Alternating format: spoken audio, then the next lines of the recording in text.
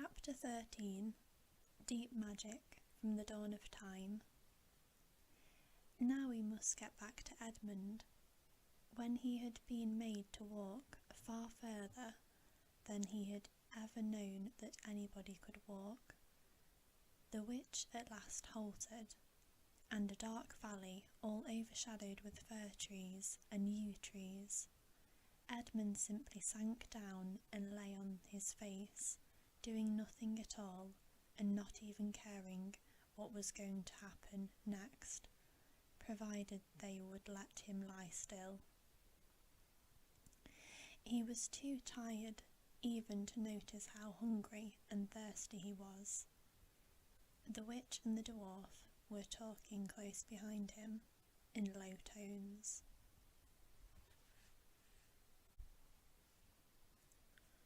"No," said the dwarf, "it is no use now, O Queen.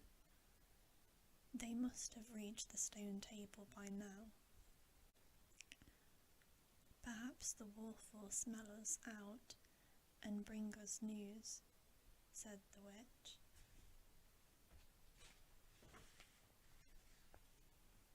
"It cannot be good news if he does," said the dwarf. "4 thrones in Cair Paravel," said the witch. "How if only 3 were filled? That would not fulfill the prophecy."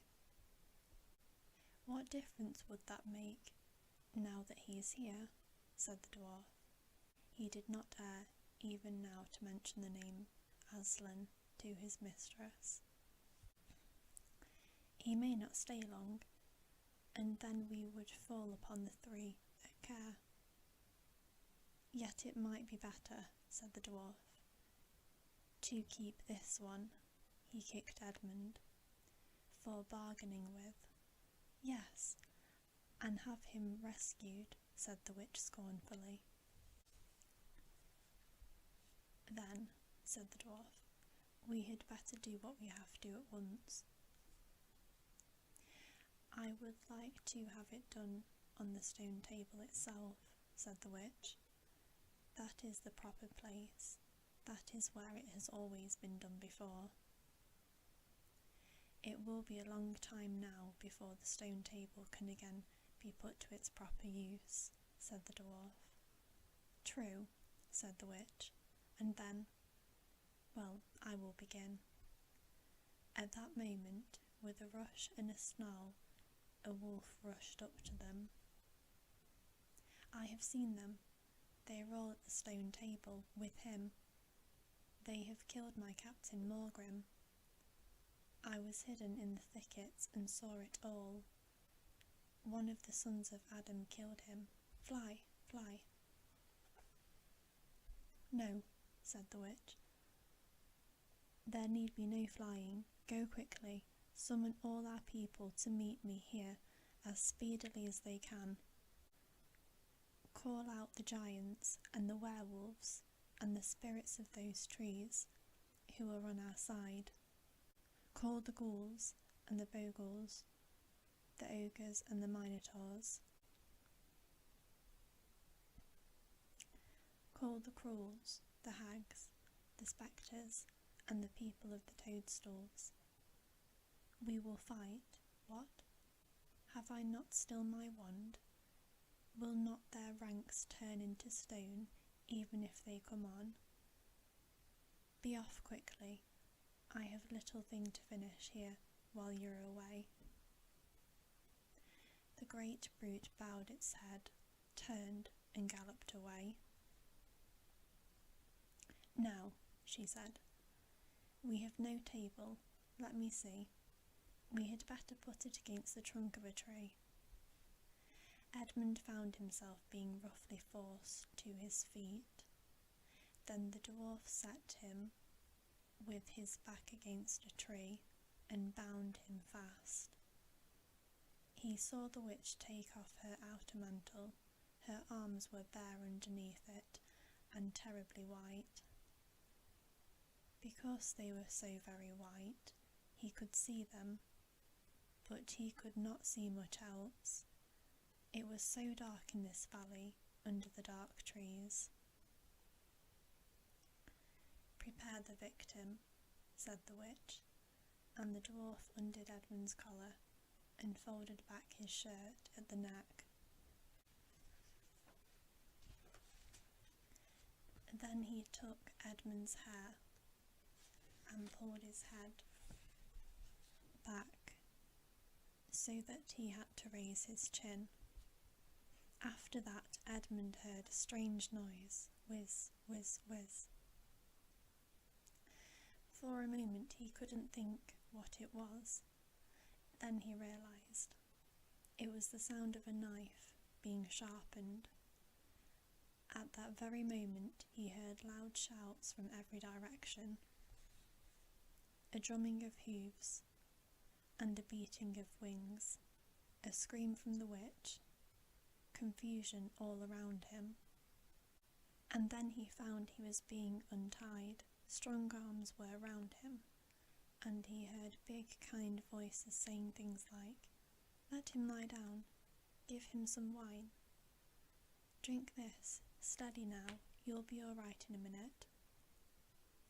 Then he heard the voices of people who were not talking to him, but to one another, and they were saying things like, "Who's got the witch? I thought you had her. I didn't see her after I knocked the knife out of her hand. I was after the dwarf. Do you mean to say she's escaped? A chap can't mind everything at once. What's that? Oh, sorry, it's only an old stump." But just at this point, Edmund went off in a dead faint. Presently, the centaurs and unicorns and deer and birds, they were of course the rescue party which Aslan had sent in the last chapter, all set off to go back to the stone table, carrying Edmund with them. But if they could have seen what happened in the valley after they had gone, I think they might have been surprised.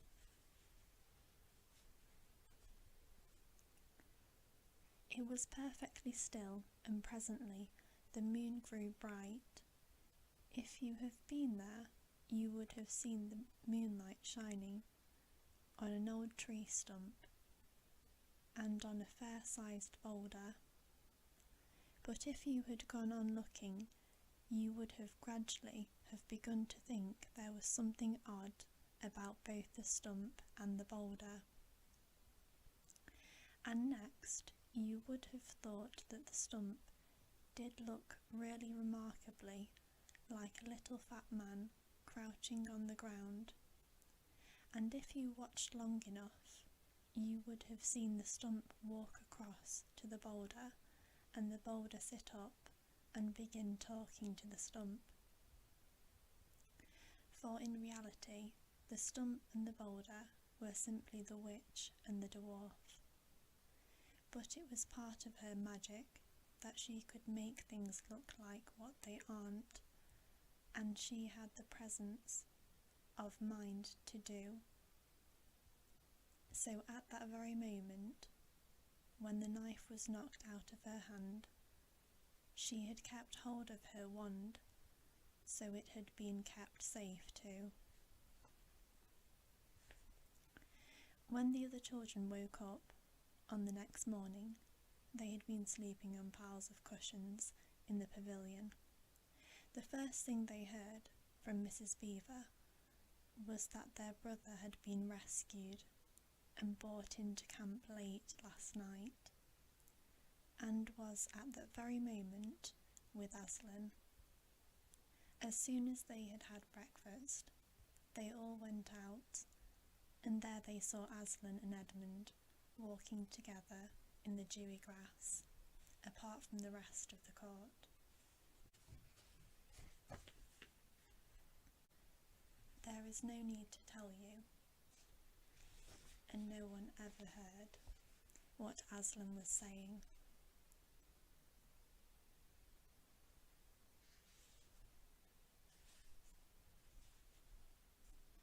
But it was a conversation which Edmund never forgot. As the others drew nearer, Aslan turned to meet them, bringing Edmund with him. "Here is your brother," he said, "and there is no need to talk to him about what is past." Edmund shook hands with each of the others and said to each of them in turn, "I'm sorry," and everyone said, "That's all right." And then everyone wanted very hard to say something which would make it quite clear that they were all friends with him again, something ordinary and natural, and of course no one could think of anything in the world to say. But before they had time to feel really awkward, one of the leopards approached Aslan and said, "Sire, there is a messenger from the enemy who craves audience." "Let him approach," said Aslan. The leopard went away and soon returned, leading the witch's dwarf. "What is your message, son of earth?" asked Aslan. "The Queen of Narnia, the Empress of the Lone Islands, desires a safe conduct to come and speak with you," said the dwarf, "on a matter which is much to your advantage as to hers." "Queen of Narnia indeed," said Mr. Beaver, "of all the cheek."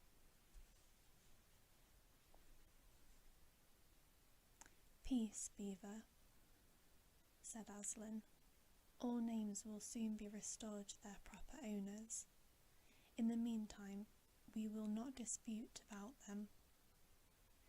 Tell your mistress, son of earth, that I grant her safe conduct on condition that she leaves her wand behind her at the Great Oak." This was agreed to, and 2 leopards went back with the dwarf to see that the conditions were properly carried out. "But supposing she turns the 2 leopards into stone," whispered Lucy to Peter. I think the same idea had occurred to the leopards themselves at any rate. As they walked off, their fur was all standing up on their backs and their tails were bristling, like a cat's when it's seeing a strange dog.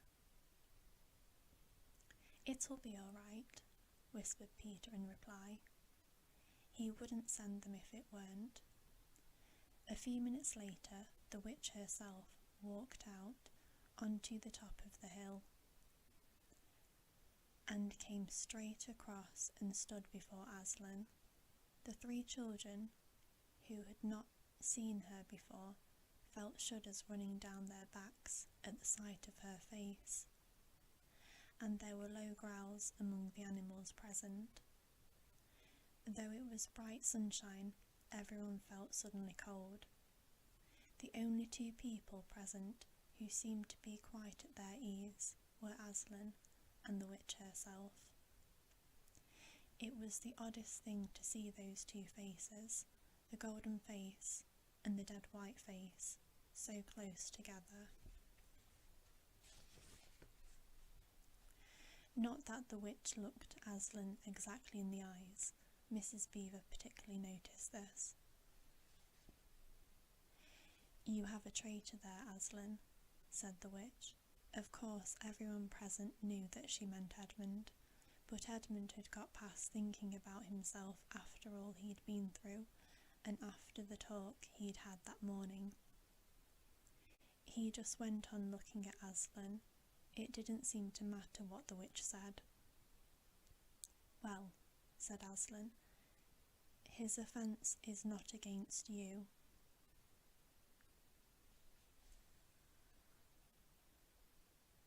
"Have you forgotten the deep magic?" asked the witch. "Let us say I have forgotten it," answered Aslan gravely. "Tell us of this deep magic." "Tell you?" said the witch, her voice growing suddenly shriller. "Tell you what is written on this very table of stone, which stands beside us? Tell you what is written in the letters, deep as a spear is long in the fire stones on the secret hill? Tell you what is engraved on the spectre of the Emperor beyond the sea? You at least know the magic which the Emperor put into Narnia at the very beginning. You know that every traitor belongs to me as my lawful prey, and that for every treachery I have a right to kill. Oh, said Mr. Beaver. So that's how you came to imagine yourself a queen, because you were the Emperor's hangman, I see. Peace, Beaver, said Aslan, with a very long growl.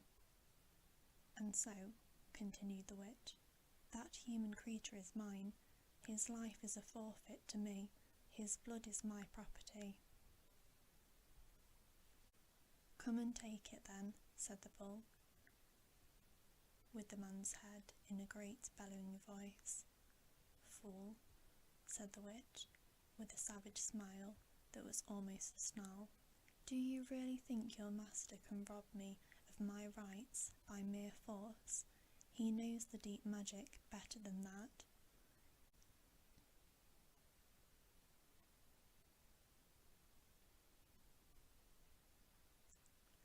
He knows that unless I have blood, as the law says, all Narnia will be overturned and perished in fire and water. It is very true, said Aslan. I do not deny it. Oh, Aslan, whispered Peter in the lion's ear, you won't, will you? Can't we do something about the deep magic? Isn't there something you can work against it? Work against the Emperor's magic, said Aslan, turning to her with something like a frown on his face. And nobody ever made the suggestion to him again. Edmund was on the other side of Aslan, looking all the time at Aslan's face.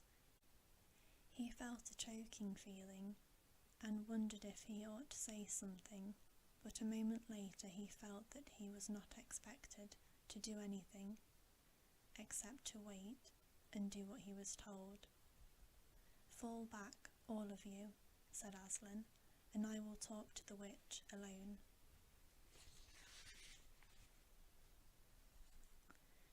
They all obeyed. It was a terrible time, this, waiting and wondering, while the lion and the witch talked earnestly together in low voices. Lucy said, "Oh, Edmund," and began to cry. Peter stood with his back to the others, looking out at the distant sea. The beavers stood holding each other's paws, with their heads bowed. The centaurs stamped uneasily with their hoofs, but everybody became perfectly still in the end, so that you noticed even small sounds, like a bumblebee flying past, or the birds in the forest down below them, or the wind rustling the leaves. And still the talk between Aslan and the White Witch went on. At last they heard Aslan's voice. "You can all come back," he said. "I have settled the matter. She has renounced the claim of your brother's blood." And all over the hill there was a noise, as if everyone had been holding their breath and had now begun breathing again, and then a murmur of talk. The witch was just turning away, with a look of fierce joy on her face, when she stopped and said, "But how do you know this promise will be kept?"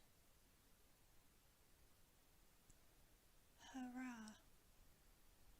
roared Aslan, half rising from his throne, and his great mouth opened wider and wider, and the roar grew louder and louder, and the witch, after staring for a moment, with her lips wide apart, picked up her skirts and fairly ran for her life.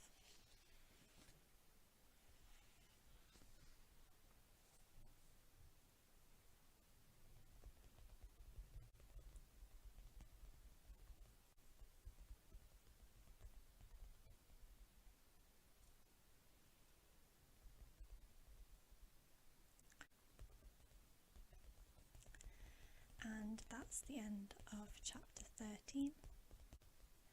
I hope you'll join me next time for chapter 14.